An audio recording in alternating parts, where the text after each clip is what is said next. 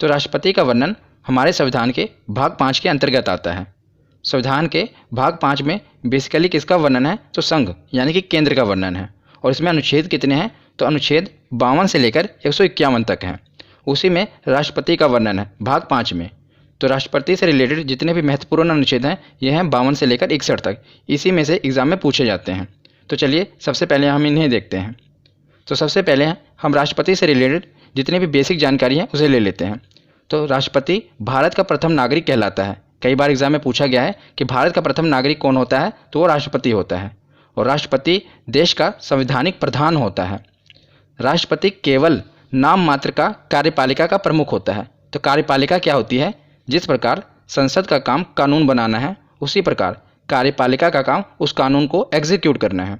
तो जो राष्ट्रपति होता है ये केवल नाम मात्र का प्रमुख होता है कार्यपालिका का। पर आपको पता ही है जो हमारे भारत में है इसमें सब पावर बेसिकली किसके हाथ में है? प्रधानमंत्री के हाथ में है। तो जो वास्तविक प्रमुख होता है वो कौन होता है? तो भारत में प्रधानमंत्री कार्यपालिका का वास्तविक प्रमुख होता है। क्योंकि जो भारत में है जो शक्तियाँ हैं वो किसके हाथ में है? प्रधानमंत्री के हाथ में है। जो राष्ट्रपति है उसे तो केवल एक प्रमुख के तौर में बैठाया गया है, पर जो शक्तियाँ हैं वो प्रधानमंत्री के हाथ में होती हैं। तो सबसे पहले अब हम अनुच्छेद देखते हैं। तो सबसे पहले अनुच्छेद 52। तो भारत का एक राष्ट्रपति होगा, ये अनुच्छेद 52 में कहा गया है। तो अनुच्छेद के रिलेटेड मैंने एक वीडियो बनाई हुई है जिसमें मैंने जितने भी संविधान के महत्वपूर्ण अनुच्छेद हैं उन्हें ट्रिक से कवर किया है। और उसमें मैंने बताया हुआ है कि अनुच्छेद 52 को आपको कैसे याद करना है कि राष्ट्रपति से रिलेटेड है। अगर आपने वो वीडियो नहीं देखी तो मैं ऊपर आई बटन में उसका लिंक दे दूंगा, वो वीडियो भी आप देख लेना। तो आपको अगर आपने वो वीडियो देखी होगी तो आपको पता होगा कि अनुच्छेद 52 राष्ट्रपति के पद से रिलेटेड है। तो भारत का एक राष्ट्रपति होगा, ये अनुच्छेद 52 में कहा गया है। बस इतना ही इसमें बताया गया है। तो अनुच्छेद 52 के बाद अब हम देखते हैं अनुच्छेद 53। तो अनुच्छेद 53 में किसका वर्णन है? तो संघ की कार्यपालिका शक्ति। तो कार्यपालिका मैंने आपको बताया ना कि जैसे संसद का काम कानून बनाना है तो कार्यपालिका का काम क्या है? उसे एग्जीक्यूट करना। तो इंग्लिश में कहते हैं executive power of the union. तो भारतीय संघ की कार्यपालिका शक्ति राष्ट्रपति में ही निहित है। तो जो कार्यपालिका शक्ति है भारत की ये राष्ट्रपति में ही निहित है। कैसे? मैं आपको डायग्राम से बताता हूँ। तो औपचारिक कार्यपालिका अध्यक्ष यानी कि ऑफिशियली एग्जीक्यूटिव कौन है भारत के? वो राष्ट्रपति हैं। और वास्तविक कार्यपालिका अध्यक्ष यानी कि रियल एग्जीक्यूटिव कौन है? तो वो प्रधानमंत्री हैं। जैसे अभी भारत में फैसला हुआ था जीएसटी का, ये फैसला किसने लिया होगा? पहले प्रधानमंत्री ने मंत्रिमंडल में बैठ कर सोचा होगा, उसके बाद वो विधेयक संसद में लेकर आए होंगे तो वहाँ से पारित कराया होगा, उसके बाद हस्ताक्षर जब राष्ट्रपति के हो गए होंगे उसके बाद वो कानून बना होगा। तो रियल एग्जीक्यूटिव कौन है? पहले सोचा किसने? प्रधानमंत्री ने। पर उसके बाद ये कानून कब बना? जब राष्ट्रपति के हस्ताक्षर हो गए। तो ऑफिशियली एग्जीक्यूटिव कौन है? मतलब कि औपचारिक कार्यपालिका का अध्यक्ष कौन है? तो वो राष्ट्रपति हैं। पर जो रियल एग्जीक्यूटिव कौन है? तो वो प्रधानमंत्री हैं। इसी प्रकार ये कहा गया कि संघ की कार्यपालिका शक्ति, तो जो भारतीय संघ की कार्यपालिका शक्ति है ये राष्ट्रपति में ही निहित है। तो आशा करता हूँ आपको 52 और 53 समझ आया होगा। तो अगला अनुच्छेद है अनुच्छेद 54। अनुच्छेद 54 में क्या है? राष्ट्रपति का निर्वाचन यानी कि इलेक्शन ऑफ प्रेसिडेंट। तो जो ट्रिक वाली वीडियो थी उसमें मैंने आपको इसको याद करने का ट्रिक बताई थी कि अनुच्छेद 54 निर्वाचन, 54 निर्वाचन, राइमिंग बैठ रही है ना, इसको आप आसानी से याद कर सकते हैं। तो अनुच्छेद 54 में है राष्ट्रपति का निर्वाचन। तो राष्ट्रपति का निर्वाचन यानी कि राष्ट्रपति का चुनाव करवाता कौन है? तो चुनाव आयोग यानी कि इलेक्शन कमीशन राष्ट्रपति का चुनाव करवाता है। तो राष्ट्रपति का चुनाव तो चुनाव आयोग करवाता है, पर करता कौन है? तो हमारे संविधान में लिखा है कि निर्वाचक मंडल यानी कि इलेक्टोरल कॉलेज राष्ट्रपति के चुनाव में भाग लेंगे। तो कौन लेगा? निर्वाचक मंडल। तो निर्वाचक मंडल के सदस्य कौन कौन होंगे ये मैं आपको आगे बताता हूँ। तो सबसे पहले तो आप ये जान लीजिए कि दो तरह का चुनाव होता है, एक प्रत्यक्ष चुनाव, एक अप्रत्यक्ष चुनाव। तो प्रत्यक्ष चुनाव वो चुनाव होता है जिसमें जनता भाग लेती है, मतलब जनता चुनती है। और अप्रत्यक्ष चुनाव वो चुनाव होता है जिसमें जनता भाग नहीं लेती, बल्कि जनता जिन्हें चुनती है वो आगे चुनाव में भाग लेते हैं। तो अप्रत्यक्ष चुनाव में जनता भाग नहीं लेती, प्रत्यक्ष चुनाव में जनता भाग लेती है। तो जो राष्ट्रपति का चुनाव है ये अप्रत्यक्ष चुनाव है, इसमें जनता भाग नहीं लेती। इसमें भाग कौन लेगा? निर्वाचक मंडल। और ये अप्रत्यक्ष चुनाव है तो इसमें जनता के द्वारा चुने गए सदस्य भाग लेंगे। तो सबसे पहले तो मैं आपको ये बताता हूँ कि संविधान में क्या लिखा है कि निर्वाचक मंडल के कौन कौन सदस्य होंगे, यानी कि राष्ट्रपति के चुनाव में कौन कौन भाग लेगा। उसके बाद मैं आपको सिंपली डायग्राम से बताऊँगा और आपको याद हो जाएगा। तो निर्वाचक मंडल में कौन कौन सदस्य होंगे? लोकसभा के निर्वाचित सदस्य, राज्यसभा के निर्वाचित सदस्य, राज्यों तथा केंद्र शासित प्रदेशों की विधानसभाओं के निर्वाचित सदस्य। ये निर्वाचक मंडल के सदस्य होंगे जो कि राष्ट्रपति के चुनाव में भाग लेंगे। तो ध्यान देने योग्य बात क्या है कि निर्वाचित सदस्य लिखा हुआ है, यानी कि जो सदस्य चुनाव के द्वारा भाग लेंगे, चुनाव के द्वारा चुने गए होंगे यानी कि जिन्हें जनता चुनेगी वही भाग लेंगे। तो लोकसभा के निर्वाचित सदस्य और राज्यसभा के भी निर्वाचित सदस्य और राज्यों तथा केंद्र शासित प्रदेशों की विधानसभाओं के निर्वाचित सदस्य ये भाग लेंगे। अब मैं आपको सीधा डायग्राम से बताता हूँ कि इसे याद कैसे करना है। सबसे पहले आपको पता है कि निर्वाचक मंडल इसमें भाग लेंगे। तो निर्वाचक मंडल के सदस्य कौन कौन होंगे? तो इसके सदस्य होंगे जो संसद में बैठेंगे और जो विधानमंडल में बैठेंगे। तो संसद में कौन कौन बैठता है? मैंने आपको पिछली वीडियो में बताया था कि संसद एक बिल्डिंग है जिसमें लोकसभा और राज्यसभा है। तो राष्ट्रपति के चुनाव में लोकसभा के सदस्य भी भाग लेंगे और राज्यसभा के सदस्य भी भाग लेंगे। जो भूमिका केंद्र में संसद की है वही भूमिका राज्यों में विधानमंडल की है। जैसे जिस प्रकार केंद्र में संसद है उसमें लोकसभा और राज्यसभा है, और उसी प्रकार राज्यों में विधानमंडल है जिसमें विधानसभा और विधान परिषद है। तो संसद के तो लोकसभा और राज्यसभा के दोनों सदनों के सदस्य भाग लेंगे, पर विधानमंडल के केवल विधानसभा के सदस्य ही भाग लेंगे, विधान परिषद के सदस्य भाग नहीं लेंगे। और ये कई बार एग्जाम में पूछा गया है, डायरेक्टली ये पूछा जाता है और ऑप्शन दिया होता है और आपसे पूछा जाता है कि बताइए विधान परिषद के सदस्य भाग लेंगे? तो विधान परिषद के सदस्य भाग नहीं लेंगे। आपको गलती नहीं करनी है। लोकसभा के भाग लेंगे, राज्यसभा के भाग लेंगे, विधानसभा के भी भाग लेंगे, पर विधान परिषद के सदस्य भाग नहीं लेंगे। और ये भाग क्यों नहीं लेंगे ये मैं आपको बताता हूँ। तो जैसे कि अभी वर्तमान में केवल 6 राज्यों में ही विधान परिषद है, भारत में केवल 6 राज्यों में। इसी प्रकार भारत के सभी राज्यों में विधान परिषद नहीं है, इसीलिए बाकी राज्यों से पक्षपात ना हो जाए, क्योंकि बाकी राज्यों में विधान परिषद नहीं है, केवल 6 राज्यों में ही विधान परिषद है। इसीलिए तो जो विधान परिषद के सदस्य हैं ये राष्ट्रपति के चुनाव में भाग नहीं लेते हैं, केवल विधानसभा के ही सदस्य भाग लेते हैं, क्योंकि हर राज्य में विधानसभा है और 3 राज्यों में और 3 केंद्र शासित प्रदेशों में भी विधानसभा है जिनके सदस्य भाग लेते हैं। वर्तमान में दिल्ली, पांडिचेरी तो पहले भी इनमें विधानसभा थी, पर अभी जम्मू कश्मीर में भी विधानसभा है। तो इन 3 केंद्र शासित प्रदेश और बाकी के 28 राज्य इनकी विधानसभा के सदस्य भाग लेंगे। और दूसरी ध्यान देने बात ये थी ना कि निर्वाचित सदस्य, तो लोकसभा के निर्वाचित सदस्य कौन होते हैं? पहले तो राष्ट्रपति 2 एंग्लो इंडियन को मनोनीत करते थे। मैंने आपको पिछली वीडियो में बताया था कि जो संविधान संशोधन 104 के अंतर्गत 2 एंग्लो इंडियन का आरक्षण खत्म कर दिया गया। अब तो ये नहीं है, पर राज्यसभा में अभी भी 12 सदस्यों को राष्ट्रपति मनोनीत करते हैं। ये मैंने आपको बताया था ना कि राज्यसभा में 12 सदस्यों को राष्ट्रपति मनोनीत करते हैं। तो जो ये 12 सदस्य राष्ट्रपति मनोनीत करते हैं ये राष्ट्रपति के चुनाव में भाग नहीं लेंगे, क्योंकि इसमें क्या है कि निर्वाचित सदस्य, जो सदस्य इलेक्शन के द्वारा, चुनाव के द्वारा राज्यसभा में बैठेंगे और लोकसभा में बैठेंगे वही भाग लेंगे। जिनको राष्ट्रपति अपनी मर्जी से मनोनीत करेंगे वो भाग नहीं लेंगे। तो ये जब पूछा जाए कि बताइए जो 12 सदस्य मनोनीत किए जाते हैं राष्ट्रपति के द्वारा वो भाग लेंगे, तो वो नहीं लेंगे। विधान परिषद भाग लेगी तो नहीं लेगी। अब आशा करता हूँ आपको थोड़ा क्लियर होगा। एक बार और थोड़ा कंक्लूड कर देता हूँ कौन कौन भाग लेगा। तो लोकसभा के जो निर्वाचित सदस्य हैं, जो चुने गए सदस्य, वो भाग लेंगे। राज्यसभा के जो निर्वाचित सदस्य हैं, जो चुने गए सदस्य, वो भाग लेंगे। इसमें जो 12 सदस्य राष्ट्रपति मनोनीत करते हैं वो भाग नहीं लेंगे। विधानसभा के सभी सदस्य भाग लेंगे और विधान परिषद भाग नहीं लेंगे।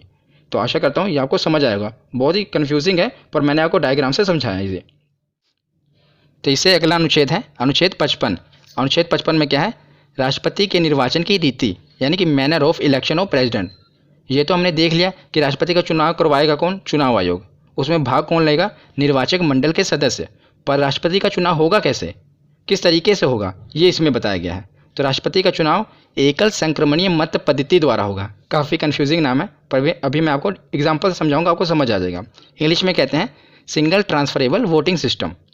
तो जैसे आम चुनाव होते हैं उसमें ईवीएम होती है, यानी कि इलेक्ट्रॉनिक वोटिंग मशीन। जब आपने वोट दिया होगा तो आपको पता होगा उसमें क्या होता है, प्रत्याशियों के नाम लिखे होते हैं, पहले नंबर, दूसरा, तीसरा, चौथा, उसके आगे उसके चुनाव चिन्ह होते हैं। तो हमें जिसे भी वोट देना है उसके आगे हम बटन दबा देते हैं, लाल बत्ती जलती है और हमें पता चल जाता है कि इसको वोट चला गया। पर राष्ट्रपति के केस में ईवीएम द्वारा उसका निर्वाचन नहीं होता। तो उसमें क्या होता है, सिंगल ट्रांसफरेबल वोटिंग सिस्टम होता है। ईवीएम द्वारा राष्ट्रपति का निर्वाचन नहीं होता। तो ये सिस्टम क्या है, उनको प्रेफरेंस देनी होगी कि नंबर 1 पे मैं चाहता हूँ कि ये जीते, अगर ये नहीं तो नंबर 2 पे ये, अगर ये नहीं तो नंबर 3 पे ये प्रेफरेंस देंगे। इसी प्रकार कोई एग्जाम्पल से समझाता हूँ। तो मान लीजिए 3 प्रत्याशी खड़े हैं राष्ट्रपति के उम्मीदवार के लिए, ए, बी और सी। ये तीनों राष्ट्रपति के लिए खड़े हैं। तो न पहला निर्वाचक मंडल का सदस्य आएगा, उसने मान लीजिए उसे ए को जिताना है, तो नंबर 1 पे प्रेफरेंस रखिए ए की, वो ए को जिताना चाहता है। और एक ना जीते तो सेकंड नंबर पर प्रेफरेंस किसकी रख दी, सी की, और थर्ड नंबर पे बी। उसके बाद दूसरा निर्वाचक मंडल का सदस्य वो भी ए को ही जिताना चाहता है और 1 नंबर पे प्रेफरेंस ए को दी, और 2 नंबर पे बी को, और 3 नंबर पे सी को। इसी प्रकार सभी निर्वाचक मंडल के सदस्य आएंगे और अपने अपने प्रेफरेंस के हिसाब से वो डालेंगे वोट को। तो बहुत सारे निर्वाचक मंडल के सदस्य होंगे, पर मैंने यहाँ पर सिर्फ 4 ही कवर किए हैं ताकि आपको एग्जाम्पल समझ आ जाए। उसके बाद रिजल्ट कैसे आएगा? तो रिजल्ट आएगा जिसको सबसे ज़्यादा नंबर 1 की प्रेफरेंस मिली होगी उसको जिता दिया जाएगा। जैसे आप देखेंगे ए को 3 लोगों ने नंबर 1 पर रखा हुआ है कि नंबर 1 की प्रेफरेंस दी हुई है, और बी को सिर्फ एक ही उम्मीद उसने निर्वाचक मंडल के सदस्य ने इसको 1 नंबर पर प्रेफरेंस पे रखा है। तो इस केस में कौन जीतेगा? तो ए को राष्ट्रपति बना दिया जाएगा। मान लीजिए ये टाई हो जाए, टाई का मतलब 3 लोग ही चाहें एक नंबर पे प्रेफरेंस ए को भी रखें और 3 लोग ही बी को प्रेफरेंस रखें, तो क्या होगा? तो अभी तक के इतिहास में केवल एक ही बार हुआ है कि दूसरे चक्र की मतगणना हुई है, नहीं तो पहले चक्र में ही मतलब पहली बार में ही रिजल्ट आ जाता है। तो केवल एक राष्ट्रपति हैं जिनका नाम था वीवी गिरी, इनके समय ही दूसरे चक्र की मतगणना करनी पड़ी थी अभी तक के इतिहास में, नहीं तो पहली बार में ही रिजल्ट आ जाता है। तो दूसरे चक्र की मतगणना कैसे होगी? अब ये एग्जाम्पल से आप समझिए। मान लीजिए इसमें भी प्रेफरेंस देकर गए, अब आप देख रहे हैं ना रिजल्ट, ए को भी 2 बार 1 नंबर के प्रेफरेंस पे रखा गया है और बी को भी 2 जनों ने 1 के नंबर के प्रेफरेंस पे रखा है। अब यहाँ पर टाई का मामला हो गया, बराबर बराबर है। तो अब इस केस में किसको जिताया जाएगा? तो इस केस में दूसरे चक्र की मतगणना होगी, दोबारा वोटिंग नहीं पड़ेगी, इसीलिए प्रेफरेंस का केस था। अब इसमें देखा जाएगा कि दूसरे नंबर की प्रेफरेंस ज़्यादा किसको मिली है। पहले नंबर पे तो टाई हो गया, दूसरे नंबर पे तो देखा गया ए को 2 लोगों ने दूसरे नंबर की प्रेफरेंस दी है और बी को सिर्फ 1 लोगों ने ही। सी को तो कैंसिल ही कर दो ना, उसको तो मिले ही नहीं 1 नंबर की प्रेफरेंस। तो अब दूसरे नंबर की प्रेफरेंस में कौन जीत गया? तो ए जीत गया। इसको 2 लोगों ने सेकंड नंबर की प्रेफरेंस दी है ना, तो अब इसमें ए को राष्ट्रपति बना दिया जाएगा। आशा करता हूँ आपको एग्जाम्पल समझ आ गया होगा। वैसे तो पहले नंबर पे ही पहली मतलब मतगणना में ही रिजल्ट आ जाता है। जैसे 3 लोगों ने इनको ए को नंबर 1 की प्रेफरेंस दी थी, अगर टाई भी हो जाए फिर नंबर 2 की प्रेफरेंस देखी जाती है। आशा करता हूँ आपको ये एग्जाम्पल से समझ आ गया होगा। तो अनुच्छेद 55 के बाद अब हम देखते हैं अनुच्छेद 56। तो अनुच्छेद 56 में क्या है? राष्ट्रपति का कार्यकाल यानी कि टर्म ऑफ प्रेसिडेंट। तो राष्ट्रपति अपने पद ग्रहण की तिथि से 5 वर्ष की अवधि तक पद धारण करेंगे। यानी कि राष्ट्रपति का कार्यकाल कितना होगा? सीधी बात, तो राष्ट्रपति का कार्यकाल होगा 5 वर्ष का। जब राष्ट्रपति अपनी शपथ लेंगे उस समय से 5 वर्ष तक राष्ट्रपति का कार्यकाल रहेगा। तो जब वो अपने पद ग्रहण करेंगे उस समय से लेकर 5 वर्ष तक उनका कार्यकाल रहेगा, ये अनुच्छेद 56 में कहा गया है। तो अनुच्छेद 56 के बाद है अनुच्छेद 57। तो अनुच्छेद 57 में क्या है कि पुनर्निर्वाचन के लिए पात्रता यानी कि एलिजिबिलिटी ऑफ फॉर री इलेक्शन। तो इसमें क्या है कि एक बार राष्ट्रपति बनने के बाद भी दोबारा राष्ट्रपति का चुनाव लड़ा जा सकता है। मान लीजिए कोई राष्ट्रपति एक बार राष्ट्रपति बन गए, जैसे अभी रामनाथ कोविंद है, एक बार राष्ट्रपति बन गए, जब इनका कार्यकाल पूरा हो जाएगा 5 साल बाद, तो ये अगर चाहे तो दोबारा भी राष्ट्रपति का चुनाव लड़ सकते हैं। पर उसमें भी इनको मतलब सारे रूल फॉलो करने पड़ेंगे, दोबारा इनका चुनाव होगा। ये नहीं कि उनको सीधा राष्ट्रपति बना दिया जाएगा, दोबारा फिर मतगणना होगी, निर्वाचक मंडल के सदस्य वोट डालेंगे, अगर ये जीतेंगे तब इनको दोबारा राष्ट्रपति बनाया जाएगा, ये सीधा राष्ट्रपति नहीं बना दिया जाएगा। तो अनुच्छेद 57 में ये कहा गया है कि अगर कोई एक बार राष्ट्रपति बन जाए तो वो दोबारा भी राष्ट्रपति का चुनाव लड़ सकता है, ये इसमें बताया गया है। तो अभी तक के इतिहास में केवल एकमात्र राष्ट्रपति जो 2 बार राष्ट्रपति बने हैं वो कौन थे? डॉक्टर राजेंद्र प्रसाद। तो ये भारत के पहले राष्ट्रपति भी थे और ये 2 बार राष्ट्रपति बने थे। अभी तक के इतिहास में केवल यही हैं कि जो 2 बार राष्ट्रपति बने हैं। ये भी एग्जाम में पूछा जा सकता है कि केवल बताइए कौन से राष्ट्रपति हैं जो 2 बार बने हैं, तो डॉक्टर राजेंद्र प्रसाद हैं। तो अनुच्छेद 57 के बाद अब हम देखते हैं अनुच्छेद 58। तो अनुच्छेद 58 में क्या है कि राष्ट्रपति पद की योग्यता कि कौन सा व्यक्ति राष्ट्रपति बन सकता है। तो इसके क्या क्या हैं कंडीशन मैं आपको बताता हूँ। तो पहले तो वो भारत का नागरिक हो, दूसरा है कि 35 वर्ष की आयु हो, तीसरा है कि लोकसभा का सदस्य बनने के योग्य हो, और चौथा कि लाभ के पद पर ना हो। लाभ के पद पर मतलब कि सरकारी नौकरी ना हो उसकी। तो ये 4 कंडीशन है, ये राष्ट्रपति पद की योग्यता है। तो इस प्रकार देखा जाए तो राष्ट्रपति बनने के लिए 35 वर्ष की आयु हो और राष्ट्रपति का नागरिक हो। तो बहुत से ऐसे 135 करोड़ की आबादी में बहुत से लोग हैं जिनकी 35 वर्ष की आयु हो और अब भारत के नागरिक भी होंगे और लोकसभा के सदस्य बनने के योग्य भी होंगे और लाभ के पद पर भी ना हो, मतलब सरकारी नौकरी नहीं होगी। बहुत से बेरोजगार बैठे हैं, तो 35 वर्ष की आयु के बाद वो भी अगर सोच लें कि हम राष्ट्रपति पद के लिए योग्य हैं, चलिए राष्ट्रपति के चुनाव लड़ जाते हैं, तो क्या लड़ पाएंगे? इसी के लिए 2 शर्तें रखी गई हैं ताकि सभी लोग राष्ट्रपति का चुनाव ना लड़ लें। तो उसमें क्या बताया गया है कि जो निर्वाचक मंडल के सदस्य होंगे उसमें से 50 प्रस्तावक और 50 अनुमोदक होने चाहिए। तो ये प्रस्तावक और अनुमोदक क्या है ये मैं आपको समझाता हूँ। तो प्रस्तावक का मतलब क्या है? तो निर्वाचक मंडल तो आपको समझ आ गया ना कि जो राष्ट्रपति के चुनाव में भाग लेंगे। तो निर्वाचक मंडल में से 50 प्रस्तावक होने चाहिए, मतलब उसमें से जो 50 सदस्य होने चाहिए, उसके मेंबर होने चाहिए, चाहे वो लोकसभा के हों, राज्यसभा के हों या विधानसभा के हों। 50 सांसद होने चाहिए, वो जाकर चुनाव आयोग के सामने कहें कि हाँ ये फलाने व्यक्ति को हम चाहते हैं कि चुनाव लड़े, मतलब उसके प्रस्तावक हों, प्रस्ताव लेकर जाएं कि हम इस व्यक्ति को चुनाव में लड़ाना चाहते हैं। मतलब 50 सांसद तक आपकी पहुंच होनी चाहिए पहले तो, तब जाके आप राष्ट्रपति का चुनाव लड़ेंगे। तो 50 प्रस्तावक होने चाहिए और 50 ही अनुमोदक होने चाहिए। अनुमोदक मतलब कि 50 लोग लिखित अनुमति दें कि हाँ भाई ये फलाना व्यक्ति राष्ट्रपति के उम्मीदवार के लिए हम चाहते हैं कि ये लड़े। तो ये अलग अलग होने चाहिए, ये नहीं कि जो 50 प्रस्तावक है यहीं 50 अनुमोदक हो जाए। पहले तो 50 प्रस्तावक हों, वो प्रस्ताव लेकर जाएं चुनाव आयोग के लिए कि हम चाहते हैं कि ये फलाना व्यक्ति राष्ट्रपति का चुनाव लड़े, प्रस्ताव लेकर गए। उसके बाद 50 अनुमोदक हों, वो लिखित में हस्ताक्षर करके दें कि हम भी चाहते हैं कि ये फलाना व्यक्ति राष्ट्रपति का चुनाव लड़े। तो अगर आपकी आयु 35 वर्ष की हो भी जाए, नागरिक भी हो, तब भी आप राष्ट्रपति का चुनाव नहीं लड़ सकते, क्योंकि आपकी पहले तो 100 सांसद से बनी होनी चाहिए। 100 सांसद आपकी कैसे बनेगी, जान पहचान वाले की ही बनेगी, तो आप चुनाव नहीं लड़ सकते। इसीलिए ये शर्तें डाली गई हैं कि 50 प्रस्तावक और 50 अनुमोदक होने जरूरी हैं राष्ट्रपति के पद की योग्यता के लिए। तो आशा करता हूँ आपको ये भी समझ आ गया होगा। तो उसके बाद हम देखते हैं अनुच्छेद 59। तो अनुच्छेद 59 में राष्ट्रपति पद के लिए शर्तें क्या हैं। तो शर्तें हमने योग्यता तो देख ली, साथ में ये कुछ शर्तें भी हैं कि 15,000 रुपये की जमानत राशि देनी पड़ेगी। जब भी कोई राष्ट्रपति का चुनाव लड़ेगा तो उसे एक सिक्योरिटी मनी, जिसे 15,000 रुपये की राशि है, वो जमा करानी पड़ती है। उसके बाद वो पागल नहीं होना चाहिए और दिवालिया नहीं होना चाहिए। पागल तो आपको समझ ही आएगा कि दिमागी संतुलन उसका ठीक होना चाहिए। दिवालिया यानी कि इंसॉल्वेंट, बैंकरप्ट नहीं होना चाहिए। दिवालिया अगर मैं आपको साधारण शब्दों में समझाऊं, जितनी आपकी संपत्ति है उससे ज़्यादा आपको कर्जा नहीं ले लेना चाहिए। जैसे भी नीरव मोदी हैं, ये इनको दिवालिया घोषित कर दिया गया है, और विजय माल्या इनको भी दिवालिया घोषित कर दिया गया। तो ये राष्ट्रपति के चुनाव में भाग नहीं ले सकते। जो दिवालिया व्यक्ति है वो राष्ट्रपति के चुनाव में भाग नहीं ले सकता है। ये अनुच्छेद 59 में कहा गया है। तो उसके बाद हम देखते हैं अनुच्छेद 60। तो अनुच्छेद 60 में क्या है, राष्ट्रपति द्वारा शपथ, ओथ बाय प्रेसिडेंट।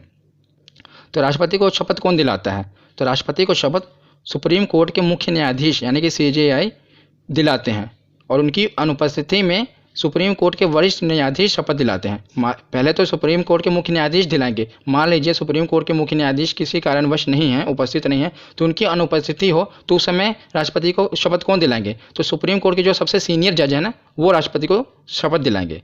तो ये अनुच्छेद 60 में कहा गया है। उसके बाद हम देखते हैं अनुच्छेद 61। अब हमने देख लिया भाई राष्ट्रपति के क्या क्या योग्यता होनी चाहिए, अब राष्ट्रपति की शपथ भी देख ली। अब ये भी तो देखें कि राष्ट्रपति को उसके पद से हटाया कैसे जा सकता है। तो अनुच्छेद 61 में इसी के बारे में बताया गया है कि राष्ट्रपति को उसको पद से हटाया कैसे जाएगा। तो राष्ट्रपति पर महाअभियोग यानी कि इम्पीचमेंट ऑफ द प्रेसिडेंट, ये अनुच्छेद 61 में इसका वर्णन है।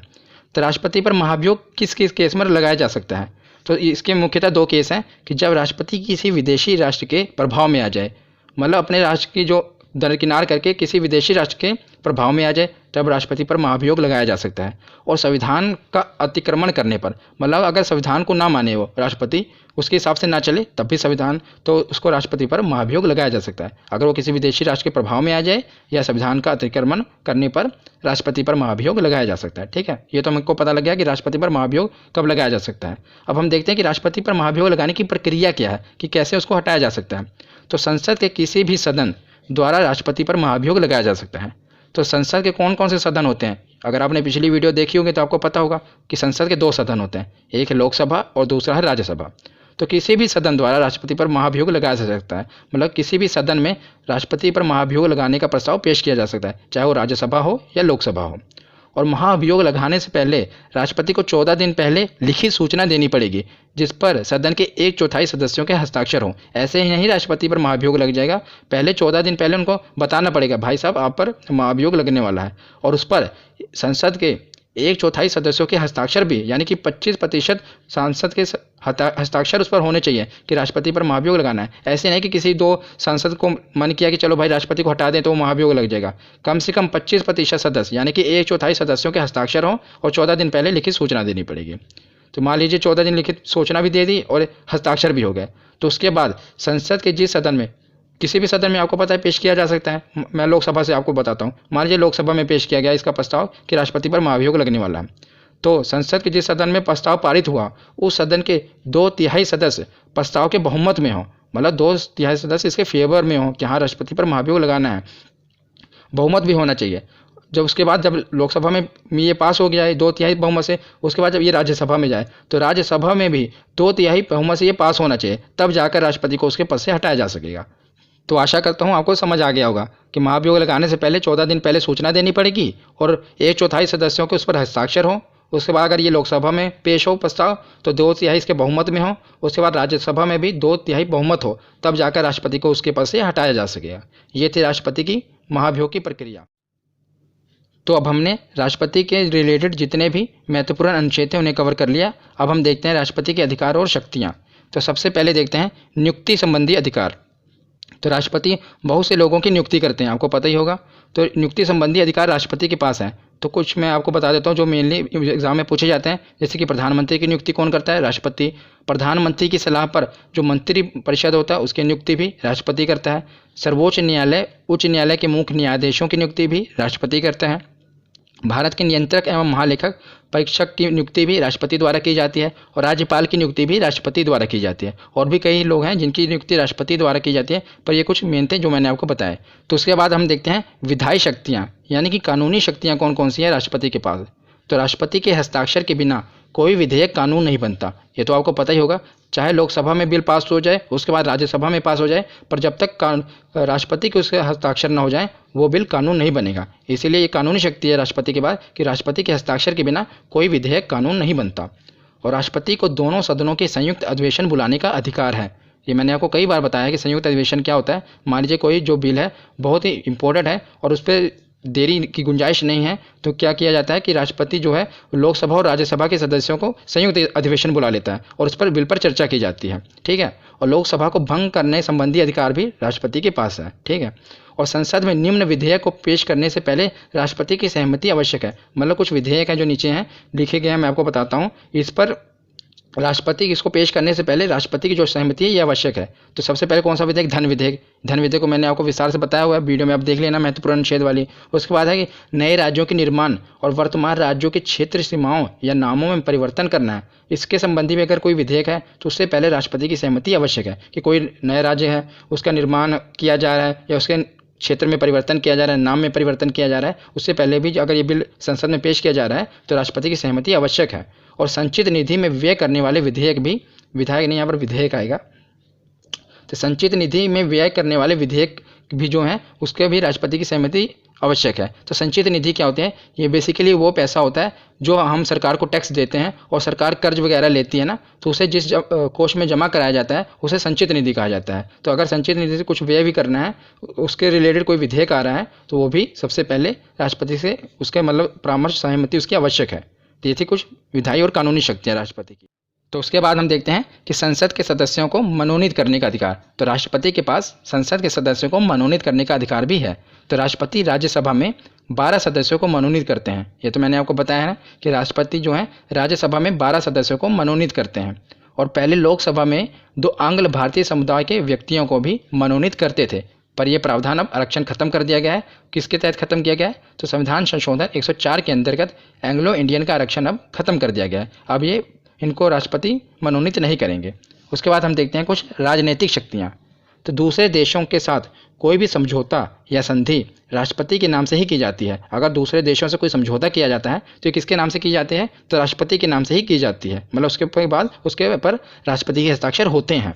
और राष्ट्रपति विदेशों के लिए भारतीय राजदूतों की नियुक्ति करते हैं और भारत में विदेशों के राजदूतों की नियुक्ति का अनुमोदन करते हैं। मतलब कोई जो राजदूत होते हैं भारत की तरफ से जाते हैं ना, एम्बेसी जो जाते हैं भारत की तरफ से राजदूत भेजे जाते हैं, तो उस पर हस्ताक्षर कौन करके भेजता है? तो राष्ट्रपति की अनुमति होती है उसमें, तो राष्ट्रपति के द्वारा ही राजदूत भेजे जाते हैं। और जो भारत में भी राजदूत आते हैं दूसरे देशों के, जब भी राजदूत आएंगे तो सबसे पहले उनकी मीटिंग किसके पास होगी? राष्ट्रपति के पास होगी। वो अनुमोदन करेंगे, मतलब उनके साथ मीटिंग करेंगे, भाई मैं फलाने देश का राजदूत हूँ, यहाँ पर आया हूँ, राष्ट्रपति के साथ उनकी मीटिंग होगी सबसे पहले। तो विदेशों में भी भारतीय राजदूत की नियुक्ति कौन करता है? राष्ट्रपति करता है। और भारत में भी विदेशों से राजदूतों की नियुक्ति का अनुमोदन कौन करता है? तो राष्ट्रपति करता है। ये कुछ उनके पास शक्तियाँ हैं।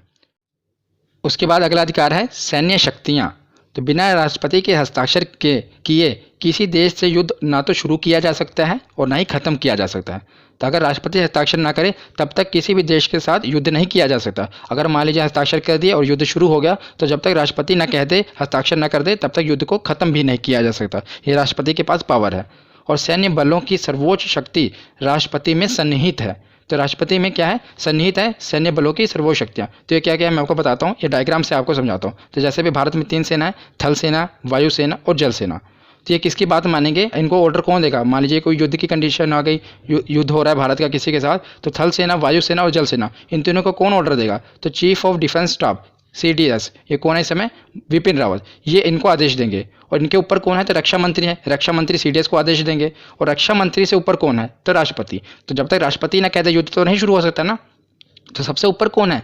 राष्ट्रपति। राष्ट्रपति से नीचे रक्षा मंत्री, रक्षा मंत्री से नीचे CDS, उससे नीचे तीनों सेनाएं। तो सैन्य बलों की सर्वोच्च शक्ति किसके पास है? तो राष्ट्रपति के पास है, तो राष्ट्रपति में ही ये सन्निहित है। आशा करता हूँ आपको डायग्राम से क्लियर हो गया होगा।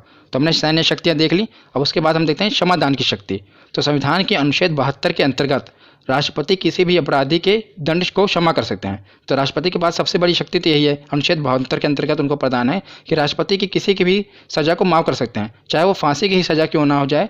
राष्ट्रपति चाहें तो किसी भी आदमी की फांसी की सज़ा को भी अनुच्छेद 72 के अंतर्गत माफ़ कर सकते हैं। इतनी शक्ति है राष्ट्रपति के पास, इसे क्षमादान की शक्ति कहते हैं। और कुछ विशेष शक्तियाँ भी देख लेते हैं कि राष्ट्रपति को गिरफ्तार नहीं किया जा सकता।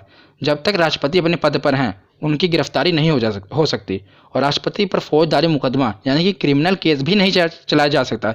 जब तक वो राष्ट्रपति हैं उन पर ना तो कोई क्रिमिनल केस होगा और ना ही उनको गिरफ्तार किया जा सकता है, ना मतलब कोई मुकदमा चलाया जा सकता है, ना ही गिरफ्तार किया जा सकता है जब तक वो राष्ट्रपति हैं। अगर वो राष्ट्रपति पद से इस्तीफा, जब महाभियोग चलाकर उनको इस्तीफा हो जाएगा उनका, या राष्ट्रपति का कार्यकाल खत्म हो जाएगा, तब उन पर ये केस चलाया जा सकता है और उनको गिरफ्तार किया जा सकता है। पर जब तक वो राष्ट्रपति के पद पर हैं ना उनको गिरफ्तार किया जा सकता है और ना ही उन पर मुकदमा चलाया जा सकता है। मान लीजिए आपने उन पर केस कर भी दिया, तो राष्ट्रपति की बात मैंने आपको बताया ना, वो फांसी की सज़ा माफ़ कर सकते हैं, तो अपने ऊपर केस नहीं माफ़ कर लेंगे, 1 मिनट में अनुच्छेद 72 का उपयोग करके केस को ख़त्म कर देंगे, मतलब अपनी सज़ा को माफ़ कर लेंगे। पहले ये तो मैं आपको बता रहा हूँ, पर वैसे राष्ट्रपति पर केस ही नहीं किया जा सकता, तो माफ़ करने की बात कहाँ पर आएगी। ना तो उनको गिरफ्तार किया जा सकता है और ना ही उन पर केस चलाया जा सकता है। उसके बाद हम देखते हैं कुछ आपातकालीन शक्तियाँ भी हैं राष्ट्रपति के पास। ये 3 तरह की शक्तियाँ होती हैं। पहला राष्ट्रपति आपातकाल, राष्ट्रपति शासन, तीसरा है वित्तीय आपातकाल। तो राष्ट्रीय आपातकाल का वर्णन है अनुच्छेद 352 में, उसमें 4 ऐड कर दिया। अनुच्छेद 356 में है राष्ट्रपति शासन, तो उसमें 4 ऐड कर दो, 360 में है वित्तीय आपातकाल। तो ये क्या है, तो राष्ट्रीय आपातकाल क्या होता है, जब युद्ध का समय होता है और बड़े पैमाने में या तो देश के अंदर कोई विद्रोह हो जाए, सशस्त्र विद्रोह हो जाए या किसी देश के साथ युद्ध हो जाए, तो भारत में राष्ट्रीय आपातकाल लग जाता है। ठीक है, तो इसकी घोषणा कौन करता है, तो राष्ट्रपति ही इसकी घोषणा करते हैं। जब युद्ध का समय हो और ये बड़े पैमाने पे देश के अंदर विद्रोह हो जाए तब राष्ट्रीय आपातकाल लग सकता है। ठीक है, उसके बाद राष्ट्रपति शासन है, ये अनुच्छेद 356 में है। तो राष्ट्रपति शासन क्या है, जब किसी राज्य की सरकार गिर गई हो तो राष्ट्रपति शासन आपको पता वहाँ पर लग जाता है। या कोई राज्य हो जहाँ पर संवैधानिक तंत्र बिल्कुल तरह से विफल हो गया हो, मतलब वहाँ संविधान फॉलो ना हो रहा हो, संवैधानिक जो तंत्र है, ढांचा है, वो पूरा विफल हो गया हो, तो वहाँ पर भी राष्ट्रपति शासन लगाया जा सकता है। और तीसरा है वित्तीय आपातकाल। वित्तीय आपातकाल मतलब जब भारत की जो फाइनेंशियल पोजीशन है बिल्कुल ख़राब हो जाए तब वित्तीय आपातकाल लग जाएगा। पर अभी तक आपको बताऊं तो वित्तीय आपातकाल अभी तक भारत में कभी नहीं लगाया गया। राष्ट्रीय आपातकाल लगाया गया है और राष्ट्रपति शासन भी लग चुका है, पर वित्तीय आपातकाल अभी तक कभी नहीं लगा है। तो ये आपको ये भी बात याद रखनी है। तो लास्ट में हम कुछ देख लेते हैं, ये इंपॉर्टेंट पॉइंट्स हैं जो सीधा 1 लाइनर एग्जाम में क्वेश्चन पूछ ले जाते हैं कि भारत के प्रथम राष्ट्रपति कौन थे। तो भारत के प्रथम राष्ट्रपति थे डॉक्टर राजेंद्र प्रसाद। और ये क्वेश्चन एसएससी में पूछा गया था कि एकमात्र व्यक्ति जो 2 बार राष्ट्रपति बने हैं, तो डॉक्टर राजेंद्र प्रसाद ही हैं जो एकमात्र व्यक्ति हैं जो 2 बार भारत के राष्ट्रपति बन चुके हैं। तो तीसरा पॉइंट है कि भारत की पहली महिला राष्ट्रपति कौन थी। तो भारत की पहली महिला राष्ट्रपति थी प्रतिभा सिंह पाटिल, याद रखिएगा। नेक्स्ट पॉइंट है निर्विरोध जीतने वाले राष्ट्रपति। तो एकमात्र राष्ट्रपति हैं जो निर्विरोध, जिसका किसी ने विरोध नहीं किया। तो कौन से राष्ट्रपति थे, नीलम संजीव रेड्डी, ये निर्विरोध जीतने वाले राष्ट्रपति थे। नेक्स्ट पॉइंट है कि पहले मुस्लिम राष्ट्रपति कौन थे। तो भारत के पहले मुस्लिम राष्ट्रपति कौन थे, डॉक्टर जाकिर हुसैन, ये भारत के पहले मुस्लिम राष्ट्रपति थे। और नेक्स्ट है कि राष्ट्रपति जिनकी मृत्यु कार्यकाल के दौरान हो गई, मतलब उन्होंने अपना पूरा 5 साल का कार्यकाल नहीं किया, उनके कार्यकाल के दौरान ही उनकी मृत्यु हो गई थी। तो डॉक्टर जाकिर हुसैन और फ़खरुद्दीन अली अहमद, इन दोनों की उनके कार्यकाल के दौरान ही मृत्यु हो गई थी। तो आज की ये वीडियो यहीं पर ख़त्म होती है। कैसी लगी आपको ये वीडियो कमेंट सेक्शन में ज़रूर बताना। धन्यवाद।